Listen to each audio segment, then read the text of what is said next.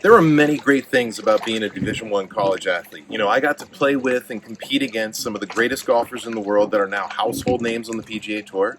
My teammates were all remarkable golfers. We'd all collectively work together to help each other to improve. It was just a great environment to be immersed in if you wanted to be a competitive golfer.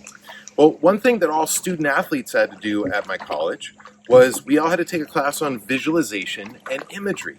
And I was lucky, actually. A couple years before college, I was approached on the range. I'm just hitting balls. This guy comes up to me, says, "Wow, you got some skill.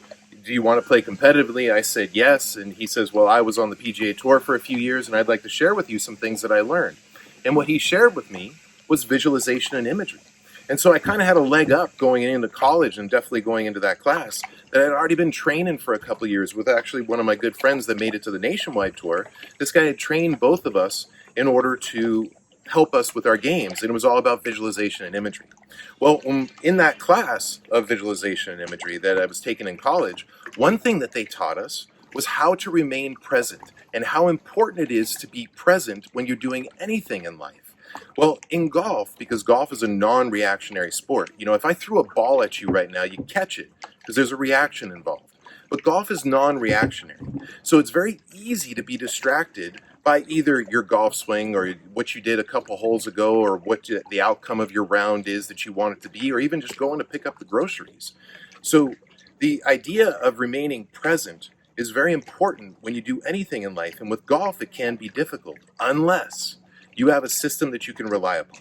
You see, I teach a swing that you can rely upon. You can take the swing for granted because it's simply based upon getting into a proper set of position that will allow you to keep your weight still during the swing. So that way, when you're playing, you get to focus on the hole and your shot and the here and now instead of getting distracted by what happened a few holes ago or being distracted by your swing. And don't take my word for it. Look up the writings of Eckhart Tolle. He's got beautiful information about how important it is to remain present. So if you're one of those guys that gets distracted during the swing, or one of those golfers that gets distracted during the swing, or is thinking about what you did 4 holes ago or what you hope your outcome of your round is, then sign up for my school and I'll show you how to play golf in a way that you'll be able to stay much more present. Speaking of which, I'm hot right now.